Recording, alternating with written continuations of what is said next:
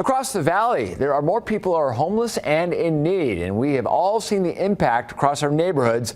And now there are numbers to back it up. Jacqueline's here to break it down. So one night a year, Clark County goes out and counts the number of people in need who might be in shelters, on the streets, or in camps.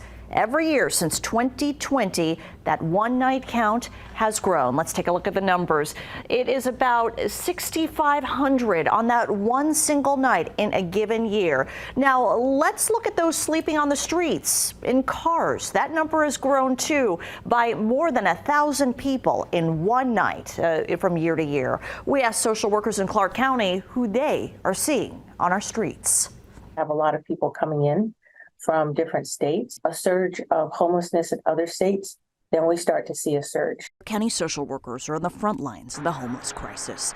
The 2023 Homeless Census says 16,000 people will be homeless at some point this year, and that's up from last year. So there's not just one answer as to why there's a rise. People have lost jobs and couldn't go back to work after COVID. Some people are here thinking they are able to get jobs here and they're stranded and people are not able to afford the rents. Stats also show 87% of people who are homeless are single. Those are often people who don't or can't ask family to help.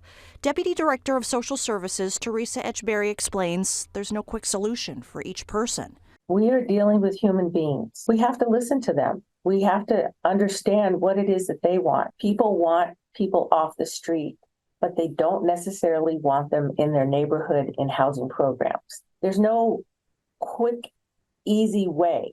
The work being done. Clark County says in 2022 invested $120 million to maintain or build 3,000 affordable housing units. There are hotels being converted into temporary housing with services for the homeless. And social service workers hit the streets. Sometimes it takes months for someone to accept help. It can be very draining, but also very rewarding work, especially when we make that 10th contact and that person says, yes, I want to come into housing.